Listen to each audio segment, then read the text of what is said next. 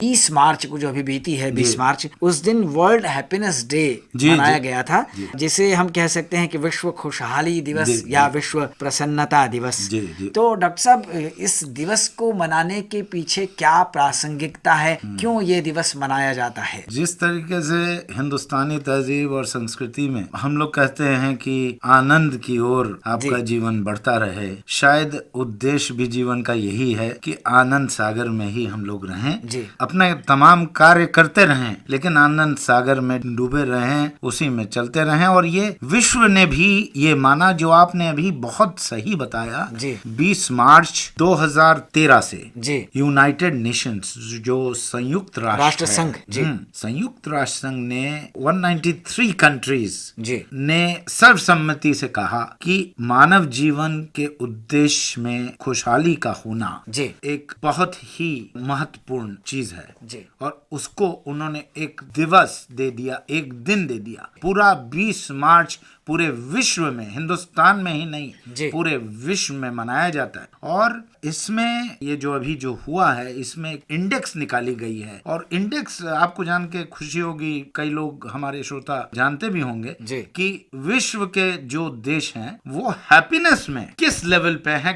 अब जैसे अभी हम 31 मार्च आने वाला है, तो फाइनेंशियल क्लोजिंग होगी, आपकी बैंक बैलेंस में कितना आया। लेकिन बैंक बैलेंस में तो कितना आया ये तो हो गया, लेकिन हैप्पीनेस बैलेंस में कितना आया ये शायद ऑडिट नहीं होता है। बिल्कुल बिल्कुल। तो ये हैप्पीनेस इंडेक्स बनाया गया। और हैप्पीनेस इंडेक्स में आपको जान के बड़ा दुख होगा कि 155 कंट्रीज जिनका ये लेवल बनाया गया, उसमें हिंदुस्तान 100 से भी पीछे। दुख की बात, बहुत दुख की बात। और मैं चाहता हूँ ये श्रोता जो हमारे सुन रहे हैं, आज हमारे संघ जो हम कहते हैं आओ मिलकर खुशहाली बढ़ाएं, इसकी आज बहुत ही जरूरत हो गई है। आज जो हम संदेश देंगे, वो जो आप सुनेंगे, सिर्फ आप अपने तक नहीं, आप हमारे दूत होंगे। और 100 लोगों को आप भी जब समझाएंगे, तभी ये देश खुशहाली की ओर बढ़ेगा। नहीं तो ये देश 122वीं पायदान पे है। और इसके आगे आप समझिए कि पाकिस्तान वो 80 पोजीशन पे है, हमसे बहुत आगे। छोटा सा देश हमारा पड़ोसी नेपाल, वो 99 पे है। और भूटान 97 पे है। बांग्लादेश भी हमसे आगे है 110 पायदान पे। और इवन श्रीलंका भी 120वें पायदान पे है। और हम 122, हम बहुत पीछे हैं, बहुत पीछे हैं। और ये देखिए, जन जन में खुशी नहीं होगी तो जीवन का क्या अर्थ, क्या मतलब। कितना आपके जेब में पैसा है, इससे नहीं मतलब किसी को।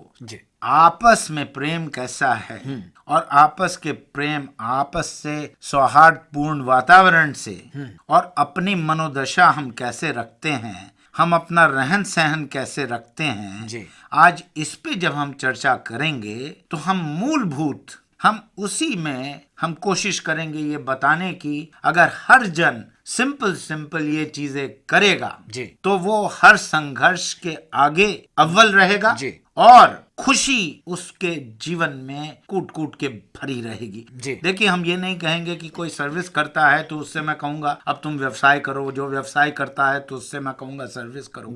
ये कहेंगे तो संभव शायद नहीं होगा। आदमी कहेगा क्या बोल रहे हैं, प्रैक्टिकल नहीं है डॉक्टर साहब। जी। तो आज हम जो बात करना चाहते हैं कि आप परफेक्ट होना चाहते हैं, है ना। हर आदमी परफेक्ट होना चाहता है, हर देश परफेक्ट होना चाहता है। परफेक्ट में ही हम आपको आज पूरी चीजें बताना चाहते हैं। और अगर आप अलाउ करें तो हम PERFECT